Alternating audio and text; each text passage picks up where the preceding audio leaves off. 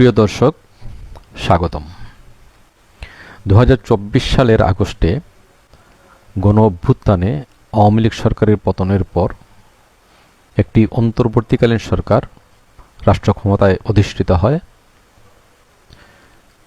Nobel বিজয়ী প্রথম বাংলাদেশি নাগরিক অধ্যাপক ডক্টর মোহাম্মদ ইউনূস এই সরকারের প্রধান হিসাবে দায়িত্ব গ্রহণ করেন। অন্তর্বর্তীকালীন সরকারের প্রতি বাংলাদেশের সকল রাজনৈতিক দল, আওয়ামী লীগ বাদে, তবে আওয়ামী লীগের অনেক সমর্থকও অন্যান্য রাজনৈতিক দলের সাথে একাত্ম হয়ে এই সরকারের প্রতি সমর্থন ঘোষণা করেন বা এই সরকারকে সমর্থন করেন। সবার প্রত্যাশা ছিল অন্তর্বর্তীকালীন সরকার খুব দ্রুত একটি অবাধ, সুষ্ঠু ও নিরপেক্ষ নির্বাচন অনুষ্ঠানের মাধ্যমে নির্বাচিত সরকারের হাতে ক্ষমতা হস্তান্তর করে বিদায় নেবে, কিন্তু তা হয়নি। নানা উছিলায় অন্তর্বর্তীকালীন সরকার প্রায় ১.৫ বছর ক্ষমতায় থাকে। এই সময়ে সরকারের যতটা সুনাম হওয়ার কথা ছিল বা মানুষের প্রত্যাশা এই সরকারের পূরণ করার কথা ছিল, ততটা সুনাম অর্জন করতে পারেনি বা মানুষের প্রত্যাশা পূরণ করতে পারেনি। বরং বেশ কিছু অভিযোগ অন্তর্বর্তীকালীন সরকারের বিরুদ্ধে উঠে আসে, গুরুতর অভিযোগ। এর মধ্যে প্রধান ছিল বঙ্গবন্ধু ভবন সহ মুক্তিযুদ্ধের স্মারকগুলো ধ্বংসের বিরুদ্ধে কোনো পদক্ষেপ না নেয়া।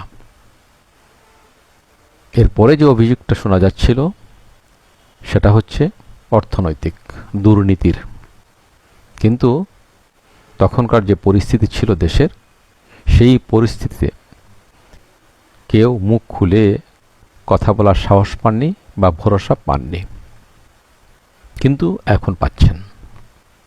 কারণ একটি নির্বাচিত সরকার রাষ্ট্র ক্ষমতায় আছে, মানুষের কথা বলার অধিকার নিশ্চিত হয়েছে। এজন্য এই দুর্নীতির অভিযোগগুলো সামনে আসছে।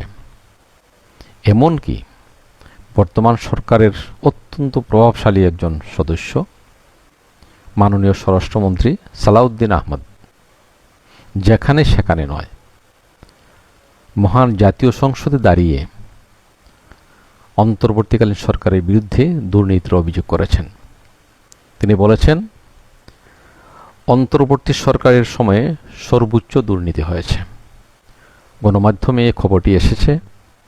আমি বাংলাদেশ প্রতিদিন থেকে খবরটি আপনাদেরকে পড়ে শোনাচ্ছি। অন্তর্বর্তী সরকারের সময়ে সর্বোচ্চ দুর্নীতি হয়েছে বলে মন্তব্য করেছেন স্বরাষ্ট্রমন্ত্রী সালাউদ্দিন আহমেদ। গতকাল জাতীয় সংসদে বাজেট অধিবেশনে গণমাধ্যমের রেফারেন্স টেনে তিনি এই মন্তব্য করেন। স্বরাষ্ট্রমন্ত্রী বলেন, টিআইবি কয়েকদিন আগে একটি রিপোর্ট করেছে সর্বোচ্চ দুর্নীতি হয়েছে অন্তর্বর্তী সরকারের সময়ে। এসব কথা আমি বলছি না, গণমাধ্যম বলেছে।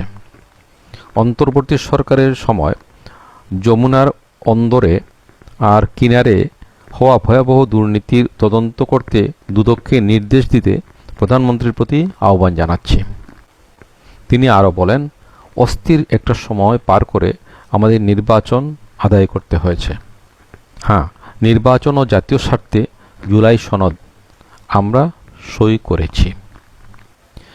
যেখানে দেশের স্বরাষ্ট্রমন্ত্রী একটি সরকারের বিরুদ্ধে দুর্নীতির অভিযোগ করেন, বিভিন্ন সূত্রে যে তথ্য এসেছে সেই তথ্যের ভিত্তিতে, সুতরাং এই তথ্যগুলোকে হালকা করে দেখার কোনো সুযোগ নেই বা এই অভিযোগকেও হালকা করে দেখার কোনো উপায় নেই, কোনোভাবেই সম্ভব নয়।